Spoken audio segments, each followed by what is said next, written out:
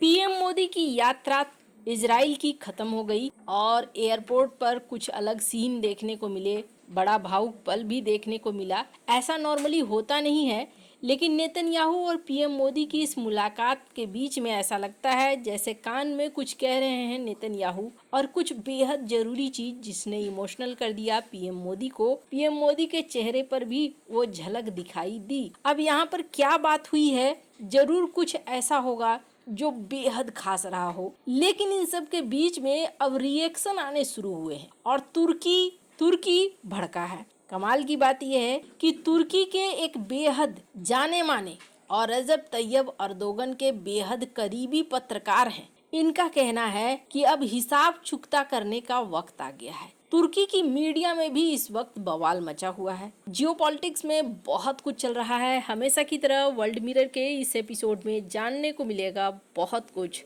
आइए जानते हैं इन खबरों को विस्तार से। पीएम मोदी की इजराइल यात्रा आखिरकार समाप्त हुई और जैसा मैंने कहा कि बहुत ही इमोशनल पल था जब विदाई का समारोह हुआ। अब इस समय क्या कहा गया ये किसी को नहीं पता, लेकिन हाँ इतना जरूर है कि जिस समय पीएम मोदी गए हैं ये इजराइल के लिए एक अलग समय है। ईरान के साथ युद्ध हो सकता है। साथ ही नेतन्याहू को लेकर भी कुछ खबरें अफवाहों के तौर पर वायरल हुई थी, उनके स्वास्थ्य वगैरह को लेकर। अब क्या बात हुई है यहाँ पर ये शायद ही कभी किसी को पता चले, लेकिन इतना जरूर है कि ये यात्रा सामान्य नहीं थी। ये यात्रा एक ऐसी यात्रा है जिसमें पूरी दुनिया जो बदल रही है, ये ग्लोबल ऑर्डर बदल रहा है। इस बदलते ग्लोबल ऑर्डर के बीच में इजराइल और भारत एक अलग गठबंधन के तौर पर आ रहे हैं। ये चीज साफ तौर पर दिख रही है। पीएम मोदी और नेतन्याहू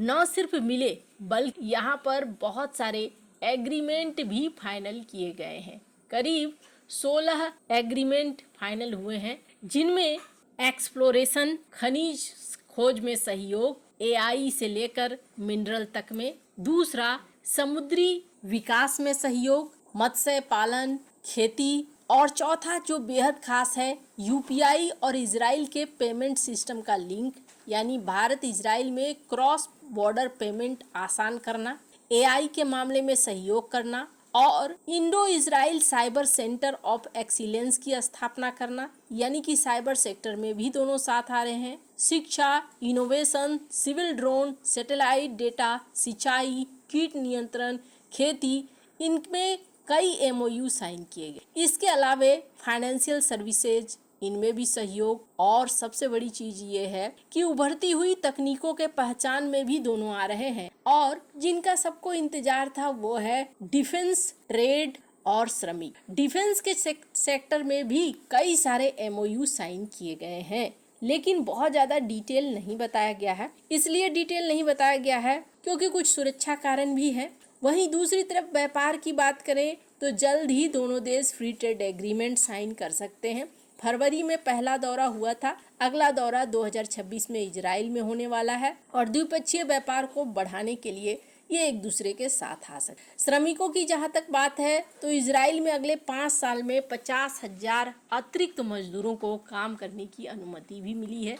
हालांकि इससे पेट में दर्द होना शुरू हो गया है तुर्की की मीडिया को। टीआरटी वर्ल्ड, इस मीडिया को देख सकते हैं, ये क्या कहते हैं, इनका कहना है कि अब भारतीयों को बुला रहा है इजराइल तो जो फिलिस्तीनी लोग थे उनके हक को मार लेगा, यानी उनका हक छीन जाएगा अब भारतीयों की वजह से, और भारतीय यहाँ पर ज्यादा बड़ी संख्या में आ रहे हैं जो ठीक नहीं है। फिलिस्तीनियों का क्या होगा? पहले क्या होता था, फिलिस्तीनी इजराइल के कई सारे काम में मदद करते थे बड़ी संख्या में, लेकिन इजराइल को ऐसा लगता है कि फिलिस्तीनियों के ऊपर भरोसा नहीं किया जा सकता है, तो कहीं ना कहीं फिलिस्तीनियों को ये रिप्लेस कर रहे हैं भारतीयों के साथ। पर मामला सिर्फ इस विरोध तक नहीं है, बल्कि असली खेल तब शुरू हुआ जब नेतन्याहू ने एक स्पीच दिया और नेतन्याहू के इस स्पीच से बुरी तरीके से भड़का तुर्की। इस स्पीच में क्या कहा है नेतन्याहू ने, स्क्रीन पर इस video I know you know this, but I want to make sure that everyone knows this. In the First World War,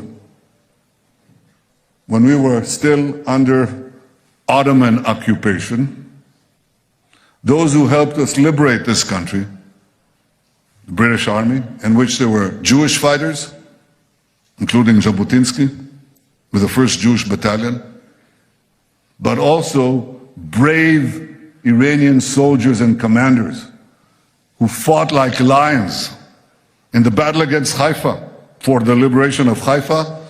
The forces were pushed back, and who stormed forward, gave their lives? Indian commanders. We never forget that too. They gave their lives for us. जिसमें Netanyahu ने कहा कि हमें world war 1 में बड़ी मदद की भारतीय सैनिकों ने, वो हीरो हैं जिन्होंने हाइफा को बचाने के लिए ऑटोमन साम्राज्य से भिड़ गए। ये बात इन्होंने कही। अब इसके बाद वैसे तो आग लगी हुई तुर्की में पहले से ही है, क्योंकि तुर्की इस बात को बहुत अच्छे से समझ रहा है कि ये जो मीटिंग है, 2 चीजें हो रही हैं जो दोनों ही उसके खिलाफ है। पहली, एक हेक्सागोनल संगठन बना रहा है इजराइल, और इस संगठन का मतलब है मिडिल ईस्ट में तुर्की जो खलीफा बनना चाहता था उसके लिए सारे रास्ते बंद हो रहे हैं। दूसरी बड़ी चीज, आईमेक कॉरिडोर। आईमेक कॉरिडोर अगर धरती पे आ गया और पूरी तरीके से रेडी हो गया तो फिर तुर्की बाईपास हो जाएगा और किनारे कोने में पड़ा रहेगा। वो तुर्की जो सोचता था यूरोप के लिए हमारे अलावे कोई गेटवे हो ही नहीं सकता है। तो ये यात्रा तो वैसे भी नॉर्मल नहीं थी तुर्की के लिए, पर जो नेतन्याहू ने भारतीय सैनिकों की और प्रथम विश्व युद्ध का जिक्र किया, इसके बाद बुरी तरीके से तुर्की से प्रतिक्रिया आनी शुरू हुई। जब इजराइल ऑटोमन कब्जे में था, ब्रिटिश सेना में भारतीय सैनिकों और कमांडरों ने हाइफा की मुक्ति के लिए बहादुरी से लड़ाई लड़ी। वे शेरों की तरह लड़े और भारतीय कमांडरों ने अपनी जान दी। हम इसे कभी नहीं भूलते हैं, ये कहा था नेतन्याहू ने। तुर्की के पत्रकार हैं इब्राहिम करगुल। इब्राहिम करगुल राष्ट्रपति रजब तैयब अर्दोगन के काफी करीबी हैं। ग्रीस टाइम्स की इस खबर को देख सकते हैं आप। ग्रीस की ये मीडिया है जिन्होंने छापा है। इनका कहना है कि तुर्की के पत्रकार इब्राहिम करगुल, जो कि अर्दोगन के बेहद करीबी हैं, उन्होंने नेतन्याहू और मोदी पर ऑटोमन साम्राज्य से नफरत फैलाने का आरोप लगाया। साथ ही साथ इन्होंने कहा कि इजरायली लोग भूल गए हैं कि स्पेन से यहूदियों को किसने बचाया। 1492 में स्पेन से यहूदियों को निकाला गया था, तब ऑटोमन साम्राज्य ने उन्हें अपने यहाँ शरण दी थी और सुरक्षित। करागुल का मतलब है कि तुर्की ने यहूदियों की मदद की, लेकिन अब वे भूल रहे हैं। फिर वो कहते हैं कि हम उन्हें याद दिलाएंगे, हम 100 साल पहले ऑटोमन साम्राज्य को खत्म करने वालों को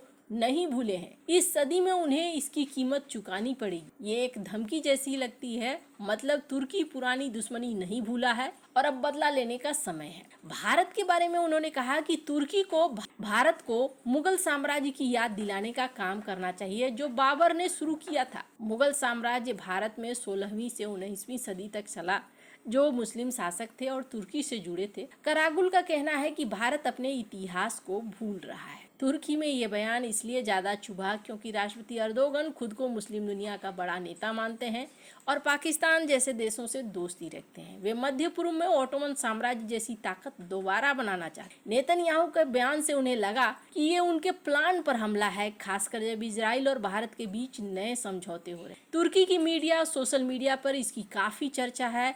लोग इसे इजराइल भारत गठबंधन से खतरा मान रहे हैं। ये रिएक्शन तो आने ही थे। वैसे आपको क्या लगता है इन सब मामले में, आपकी क्या राय है, कमेंट कर जरूर बताएं। जल्द मिलते हैं अगले वीडियो में।